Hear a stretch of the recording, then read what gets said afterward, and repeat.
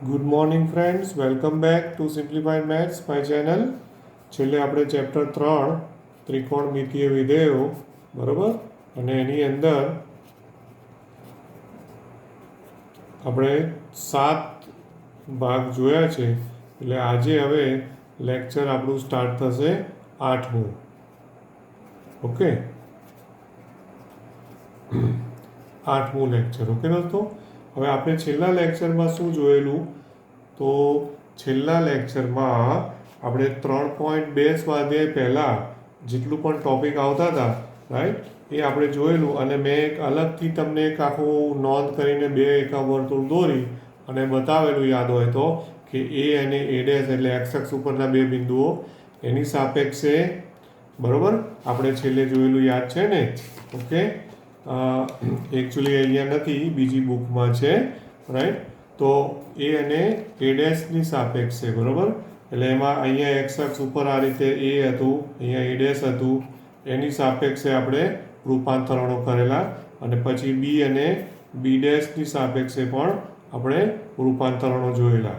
Okay, અને એમાં most important વસ્તુ શું જોયેલી, કે એ અને એ ડેશની સાપેક્ષે રૂપાંતરણો કરો તો એ વખતે જો તમને યાદ હોય તો વિધેય બદલાતું નથી. સાઇનનું સાઇન જ થાય છે, કોસનું કોસ જ થાય છે, ટેનનું ટેન જ થાય છે. પણ એમાં ઓલ એસ ટી સી પ્રમાણે તમારે ડાબી બાજુ આવેલા વિધેયનું ચિહ્ન જમણી બાજુએ મૂકવું, આવું મેં સમજાવેલું. અને બી અને બી ડેશની સાપેક્ષે જ્યારે રૂપાંતરણો કરો છો તો એ રૂપાંતરણોમાં શું થાય છે કે વિધેય બદલાઈ જાય છે. સાઇનનું રૂપાંતર કોસમાં થઈ જાય, કોસનું સાઇન, ટેનનું કોટ, કોટનું ટેન. અને એમાં પણ પેલો નિયમ તો ખરો જ કે ઓલ એસ ટી સી. તો ઓલ એસ ટી સી મુજબ, હા, કે જે પણ ચરણ મુજબ ચિહ્ન આવતું હોય તો ડાબી બાજુ આવતું હોય જે વિધેય જેનું રૂપાંતર કરતા હો તો ડાબી બાજુ આવેલા વિધેયનું ચિહ્ન ચરણ મુજબનું જમણી બાજુએ મૂકવું. તો આટલે સુધી આપણે જોયેલું છે. હવે હું ત્યાંથી આગળ જઉં છું. હવે તમે ટેક્સ્ટબુકમાં જોશો ને દોસ્તો, 59 અને 60 નંબરના પેજ ઉપર, તો ત્યાં બધા આલેખો આપેલા છે.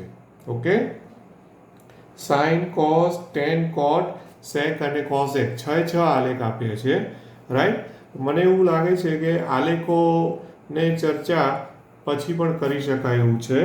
ઓકે, કદાચ જો શક્ય હોય ને તો આપણે જ્યારે પણ સ્કૂલ ચાલુ થાય રૂબરૂ, એ વખતે જો રૂબરૂમાં મળીએ તો વધારે સારું. છતાં પણ એવું લાગશે, એવું ને અનુકૂળતા હોય તો આપણે બીજા કોઈ લેક્ચરમાં એ ટોપિક લઈશું. અત્યારે હું ડાયરેક્ટ સ્વાધ્યાય 3.2 લઉં છું. હા, બીજી એક વસ્તુ ધ્યાનમાં રાખજો કે આલેખ છે એ ક્યારેય આપણને એક્ઝામમાં દોરવાના પૂછતા નથી. ઓકે, એટલે કોઈ ચિંતા ના કરશો કે આ ટોપિકનું શું થશે, ખ્યાલ આવે ને.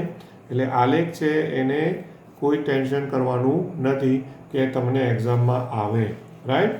તમને કદાચ તમારા ગ્રુપમાં સૂચના મળશે, આપણે 27-28 ઓગસ્ટે મેથ્સ બાયોલોજીની અને ઇંગ્લિશની તમારી યુનિટ ટેસ્ટ આવશે. જેવી રીતે કેમિસ્ટ્રી, ફિઝિક્સની આપી એ રીતે એનો સિલેબસ છે. એમાં પહેલાં 3 ચેપ્ટર છે દોસ્તો, 1, 2 અને 3. તો પહેલું બીજું પતી ગયું છે, ત્રીજું પણ આપણે પતી જશે ત્યાં સુધીમાં, એટલે વાંધો આવશે નહીં, બરાબર. તો હવે આજે લઉં છું હું સ્વાધ્યાય 3.2. હવે ધ્યાન આપજો, સ્વાધ્યાય 3.2 બહુ ઇઝી છે સ્વાધ્યાય. પણ આમાં ખાલી ઓલ એસ ટી સી ને ચરણને જો ભૂલ્યા ને તો તકલીફ થશે. હા, એમાં પહેલો દાખલો. હવે એમાં પહેલાં 1 થી 5 દાખલામાં ઉપર કોમન હેડિંગ આપેલું છે, તમે જુઓ.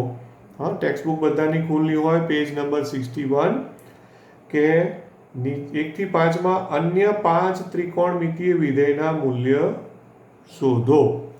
અન્ય 5 એટલે એમાં પહેલો દાખલો છે.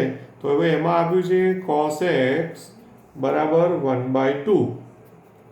ઓકે, અને એમાં એવું આપ્યું છે -1/2, સોરી. અને એમાં એવું આપ્યું છે કે x એ ત્રીજા ચરણમાં છે, આવી રકમ છે. ઓકે, x ક્યાં છે? ત્રીજા ચરણમાં છે, રાઈટ. હવે આમાં તમારે cos x આપ્યું છે એટલે અન્ય 5 શોધો, આવું કહે છે. ઓકે, હવે આની બે રીત છે દોસ્તો. હા, જો તમને પેલા નિત્ય સમો યાદ છે કે નહીં બધા 9મા 10મા ધોરણના? તો નિત્ય સમો શું છે તમારી પાસે? એનો ઉપયોગ કરી શકો. એક તો sin² x plus cos² x equal to 1, પછી બીજું sec² x is equal to 1 plus tan² x, અને ત્રીજું cosec² x is equal to 1 plus cot² x. હવે આના ઉપયોગથી પણ તમે બાકીના 5 શોધી શકો છો. આ એક રસ્તો છે. અને બીજો રસ્તો શું છે તમારા માટે? તો એ આના કરતાં બી સરળ છે. અને એ પેલું છે કાટકોણ ત્રિકોણ દોરો. સિમ્પલ એકદમ કાટકોણ ત્રિકોણ. આ ખૂણાની સાપેક્ષે. હમણાં નિશાનીને ભૂલી જાઓ, પણ ચરણ ભૂલવાનું નહીં. નિશાની શું છે? માઇનસ. તો માઇનસ અહીંયા નહીં બતાવવાનું, કારણ કે ત્રિકોણની બાજુઓના માપ કોઈ દાડો માઇનસ હોય નહીં. એટલે 1/2, તો 1 એ પાસેની બાજુ થાય, આપણને ખબર છે, રાઈટ? એટલે આ 1 અને 2 છે એનું કર્ણ. ઓકે, બરાબર કે નહીં? પાસેની બાજુ ભાગ્યા કર્ણ, રાઈટ? તો હવે આ સામેની બાજુ થઈ, તો આ ખૂણાને x કેવો પડે તમારે?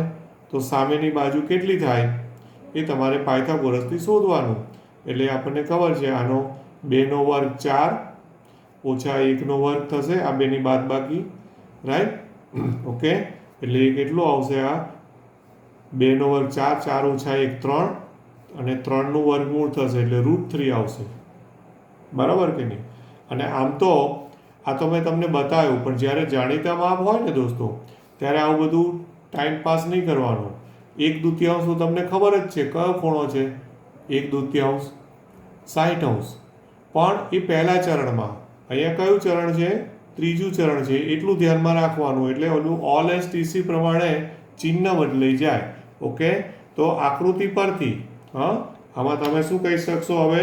માટે આકૃતિ પરથી બોલો sin x નું મૂલ્ય કેટલું થાય? આકૃતિ છે બાજુની એ કાટકોણ ત્રિકોણ પરથી. તો કાટકોણ ત્રિકોણ પરથી, બરોબર? તો બોલો શું થશે? sin x.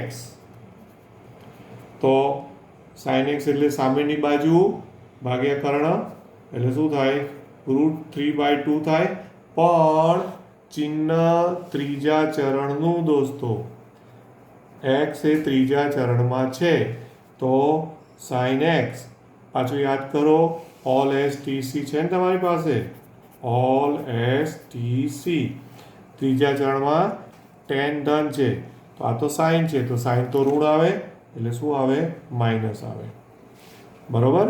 એટલે જો આ દોરો ને તો બધું ફટાફટ પેલું. નહીં તો તમારે આ નિત્ય સમોથી શોધો તો તમે સ્ક્વેરમાં આન્સર આવશે, પછી જે વર્ગમાં આન્સર આવ્યો હોય વર્ગનું પાછું વર્ગમૂળ કરવાનું, એમાં ચરણ મુજબ ચિહ્ન શોધવાનું. આવી રીતે તમે કરશો તો કોઈ માર્ક્સ કાપશે નહીં. ઓકે, જો cos ઉપરથી sin શોધ્યું, sin પછી બીજું શું શોધી કાઢો હવે તમે? 2 નો ભાગાકાર કરો તો tan થઈ જાય. ઓકે, તો tan x એટલે ભાગાકાર ના કરવો હોય તો સામેની બાજુ ભાગ્યા પાસેની બાજુ. બરોબર? એટલે √3/1 એટલે √3 થાય ને આમ તો. અને ત્રીજું ચરણ છે, પાછું યાદ રાખવાનું. ત્રીજા ચરણમાં tan ધન એટલે √3 જ આન્સર આવે. બરોબર? પછી cot x. તો cot x આનું વ્યસ્ત જ કરી દેવાનું, એટલે 1/√3. પછી sec x. તો sec x તો આ cos x નું વ્યસ્ત કરી દેવાનું, એટલે -1/2. તો -1/2 નું વ્યસ્ત -2. બરોબર? અને cosec x. તો cosec x કેટલું થાય? તો cosec x એટલે sin આનું વ્યસ્ત, એટલે આનું વ્યસ્ત કરી દો તો -2/√3. તો આ રીતે દોસ્તો આપણે બાકીના 5 ના મૂલ્યો શોધ્યા. પણ ધ્યાન શું રાખ્યું છે મેં? ચરણ. ઓકે, એટલે ચરણ પ્રમાણે ત્રીજું ચરણ આપ્યું છે, એટલે tan અને cot 2 ધન, બાકીના 4 ઋણ છે. તમે જુઓ છે કે નહીં? ઓકે, એટલા માટે આ ઓલ એસ ટીસી આપણું બહુ જ કામની વસ્તુ છે. ઓકે, બોલો કોઈ ડાઉટ કરો? હવે એક બીજો દાખલો લઉં છું. સપોઝ કે આમાંથી આ બધા સરખા છે એટલે આમાં બહુ વધારે આપણે ટાઈમ પેલો નથી કરતા. 5મો દાખલો લઉં છું. તો 5મામાં છે 10x બરાબર -5/12 અને જ્યાં x બીજા ચરણમાં છે આવું આપ્યું છે. x ક્યાં આપ્યું છે? બીજા ચરણમાં છે. ઓકે, x ને બીજા ચરણમાં આપ્યું છે. ફરી પાછું હું શું કરીશ કે ભાઈ ત્રિકોણ દોરી કાઢો, કાટકોણ ત્રિકોણ દોરી કાઢો.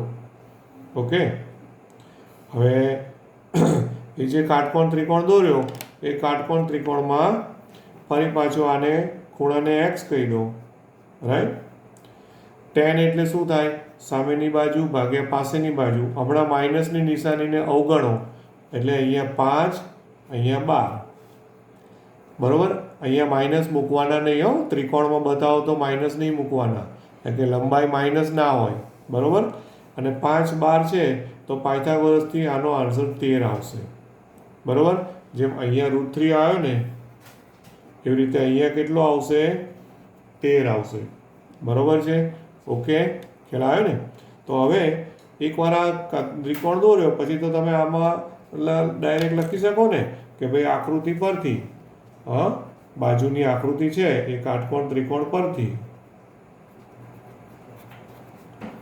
હવે ધ્યાન શું રાખવાનું કે બીજું ચરણ છે અને બીજું ચરણ છે. રાઈટ? એટલે શું થાય દોસ્તો કે ભાઈ ઓલ STC પ્રમાણે મારે વિચારવાનું છે કે ભાઈ બીજા ચરણમાં સાઇન ધન. તો સપોઝ કે હું sin x લઉં, બીજું ચરણ છે sin x ધન, તો સામેની બાજુ ભાગ્યા કર્ણ એટલે 5/13. 5/13. બરોબર છે? પછી cos x તો પાસેની બાજુ ભાગ્યા કર્ણ એટલે 12/13.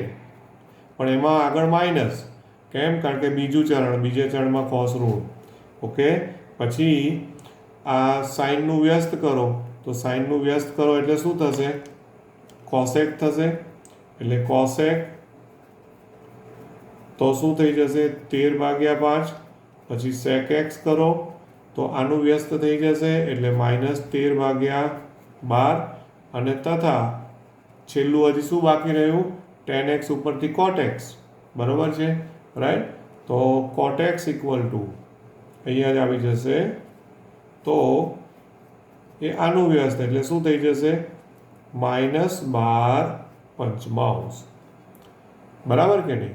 ઓકે, બોલો આમાં કોઈ ડાઉટ છે? આઈ થિંક બહુ સરળ છે. તમે લોકોએ લગભગ આવું 9મા 10મા ધોરણમાં પણ શીખેલા છો. બરાબર કે નહીં?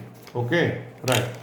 ચાલો હવે ત્યાર પછી 3.2માં જો બીજું કોઈ ગણવા જેવું હોય તો જોઈએ. પ્રશ્ન નંબર 6 થી 10, પેજ નંબર 62. એમાં એવું કીધું છે કે ત્રિકોણમિતીય વિધેયના મૂલ્ય શોધો. 6 થી 10. તો છઠ્ઠામાં એણે પ્રશ્ન પૂછ્યો છે કે sin 765 બરાબર કેટલા? બરાબર શોધો. આવો પ્રશ્ન છે. Okay, right. અચ્છા, હવે sin 765 એટલે આપણે હવે શું કરવાનું તમારે ખબર દોસ્તો કે એકમ વર્તુળ યાદ કરો. એકમ વર્તુળ, અને એકમ વર્તુળમાં એક ચક્કર મારો તો કેટલું પરિભ્રમણ થયું કે ભાઈ 360 અંશ થયું કે નહીં? થયું ને? બીજું પરિભ્રમણ મારો તો બીજું 360, તો 360 ગુણ્યા 2 તો 36 દુ 72, 720 થઈ જાય. તો આ જે ખૂણો હોય ને એની નજીકમાં હું જતો રહ્યો છું. 720 આવી ગયું કે નહીં? તો હવે જોજો હું કઈ રીતે કરું છું. ધ્યાન આપજો. 765 છે ને, તો એના હું ભાગ પાડું છું 720. ઓકે, હવે 65માંથી 720 એટલે બીજા કેટલા વધ્યા? 45. ઓકે, 720 વત્તા 45 આવું લખાય કે નહીં? ઓકે, અચ્છા. હવે આપણે શું કરવાનું કે મેં લાસ્ટ ટાઈમ તમને જે એક નોંધ આપેલી ને એ નોંધ પ્રમાણે 720 એટલે 2 ગુણ્યા 360 છે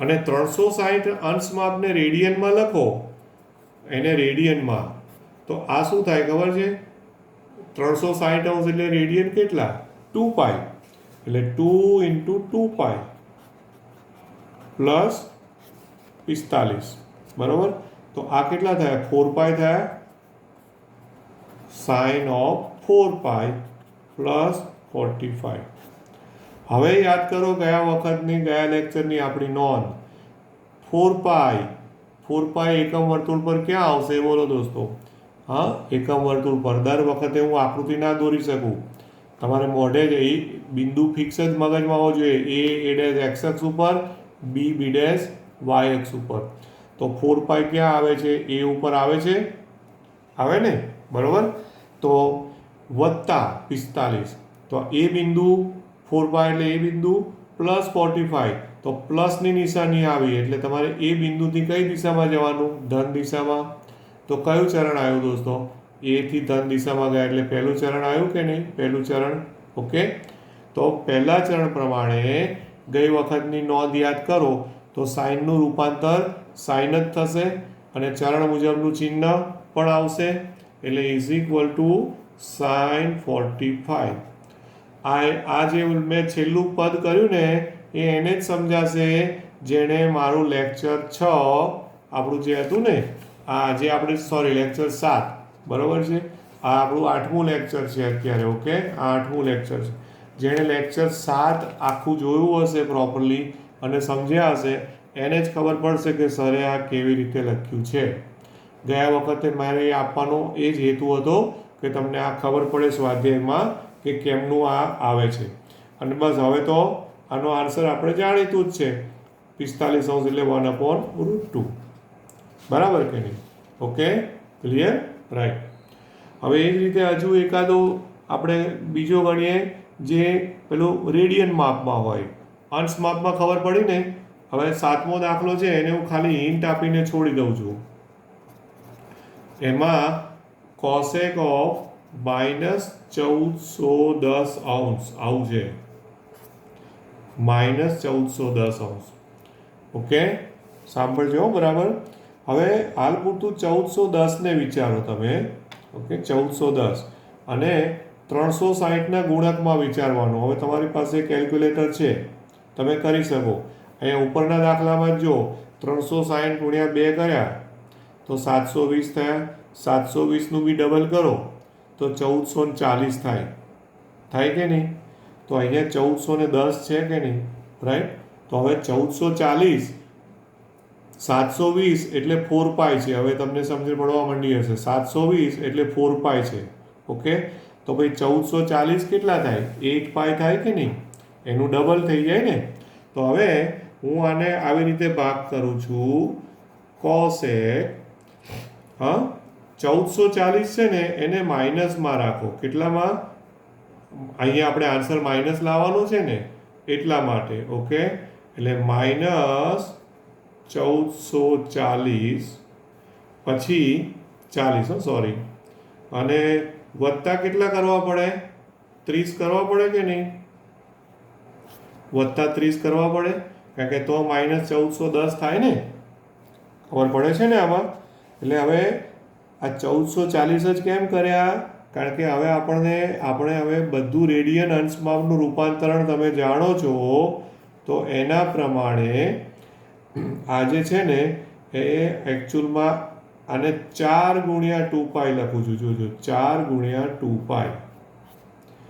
4 ગુણ્યા 2 પાઈ એટલે 4 ગુણ્યા 360 ચેક કરવું હોય તો કરો 360 ચોક તો 1440 થશે ઓકે બરોબર એટલે કે ઇઝ ઇક્વલ ટુ કોસેક તો આ કેટલા થયા -8 પાઈ પ્લસ 30 એકચ્યુઅલી 30 ને તમારે π/6 લખવું હોય તો પણ લખી શકો ઓકે નો પ્રોબ્લેમ હવે મારે યાદ કરવાનું એકમ વર્તુળ ઉપર -8 પાઈ ક્યાં આવે દોસ્તો તો જે જગ્યાએ 4 પાઈ આવે એ જ જગ્યાએ -8 પાઈ પણ આવે કારણ કે 4 પણ બેકી ગુણક છે આ -8 પણ બેકી ગુણક જ છે ને દોસ્તો રાઈટ ઓકે એટલે મતલબ કે કયા બિંદુ ઉપર છે આ -8π એ બિંદુ છે અને +30 એટલે ફરી પાછું કયું ચરણ આવ્યું? પહેલું ચરણ જ આવ્યું ને. એટલે આ માઇનસનું કોઈ ટેન્શન નહીં કરવાનું. આપણે તેમાં વત્તા કર્યું એટલે આ એ બિંદુ હતું, એ બિંદુમાં +30° એટલે પહેલા ચરણમાં પહોંચી ગયા. એનો મતલબ કે આનો આન્સર કેટલો થયો? cosec 30°. ઓકે, શું થયું? cosec 30° થયો. હવે ચરણ મુજબ ચિહ્નને બધું પતી ગયું, કારણ કે પહેલા ચરણમાં તો બધું ધન જ છે, રાઈટ. હવે cosec 30 એટલે sin 30નું વ્યસ્ત, sin 30 એટલે 1/2, તો cosec 30 એટલે 2. આ થઈ ગયો આન્સર. તો આવી રીતના ટૂંકમાં આમાં તમારે દોસ્તો દાખલાઓ ગણવાના થશે. બરોબર છે? ઓકે. હવે એકાદો હું રેડિયન માપવાળો લઉં છું, પછી એ રીતે તમે રેડિયન માપમાં વિચારજો. ઓકે. સપોઝ કે આપણે લઈએ 8મો દાખલો. 8મામાં છે 10 19π/3. ઓકે. હવે રેડિયન માપમાં છે તો તમારે રેડિયન માપમાં ભાગ પાડો. આમાં અંશમાં હતું તો આપણે અંશમાં ભાગ કરેલા, રેડિયનમાં ભાગ. હવે નીચે 3 છે ને, તો 3ના ગુણકમાં તો 19 છે તો 3 × 6 = 18 થાય કે નહીં? તો 18π + π. એકદમ સિમ્પલ. નીચે હોય ને એનો ગુણક છૂટો પાડ દો. 19 ને 18 + 1 કરી દીધા. બરોબર છે? હવે આને છેદ છૂટા પાડ દો. 18π / 3 એટલે 6 તેરી 18. બરોબર? એટલે શું થઈ જશે? 6 તેરી 18 કરો એટલે 6π + π/3. રાઈટ? તો જો હવે આમાં કેવું થાય દોસ્તો, બધામાં પહેલું ચરણ જ આવે. જો ફરી પાછું આ 6π એટલે બિંદુ એ જ છે, +π/3 એટલે પાછું પહેલું ચરણ જ આવ્યું. એટલે ફરી પાછું OLSTC પ્રમાણે એનો આન્સર ધન જ થવાનો. ઓકે. એટલે કે 10π/3. બરોબર? એટલે 1060 એટલે √3. બરાબર? કારણ કે 60° આવ્યું, 60°નું 10નો આન્સર √3 એ આપણને યાદ હોવું જોઈએ. એ ટેબલ તમે 9મા 10મા ધોરણમાં ઉપયોગ કરેલો છે. Okay, right. હવે હજી એકાદ દાખલો રેડિયન વાળો જ ગણીએ. સપોઝ કે 9મો દાખલો છે, એ છે sin -11π/3. આવું છે. ઓકે. ફરી પાછું છેદમાં 3 જ આવે છે. તો જેવી રીતે અહીંયા 3ના ગુણકમાં 18 પાડ્યા હતા, એવી રીતે આમાં પણ 3નો ગુણક કરો તો તો -11 છે ને, 3 × 12 થાય ને, તો -12π અને +π. તો -12π + π એટલે -11π થાય કે નહીં? સરવાળા બાદબાકી આવડતા હોય તો આ હું શું કરી રહ્યો છું એ તમને ખબર પડશે. છેદમાં 3. બરોબર છે? ઓકે. હવે તમે છેદ છૂટા પાડો આમાં પણ આ જ રીતે. તો છેદ છૂટા પાડો એટલે 3 × 12 એટલે શું થઈ જશે? -4π અને +π/3. -4π ફરી પાછું જુઓ, એકમ વર્તુળ પર કયું બિંદુ આવ્યું? બિંદુ એ આવ્યું કે નહીં? અને +π/3 ફરી પાછું પહેલું ચરણ જ આવ્યું. આપણે આજે 4 દાખલા ગણ્યા, 4માં પહેલું ચરણ જ આવ્યું. પણ એનાથી એવું તારણ ના માનતા કે દર વખતે પહેલું ચરણ આવે. ધ્યાન આપજો. ગમે તે ચરણ આવે એ પ્રમાણે પછી તમારે એનો ચિહ્ન પ્લસ માઇનસ મૂકવાનું. આમાં મારે એવું થયું કે બધાના પ્લસ જ જવાબ આવે છે, એટલે એવું કોઈ કન્ફ્યુઝન કે તારણ તમે જાતે લેશો નહીં. Okay, right.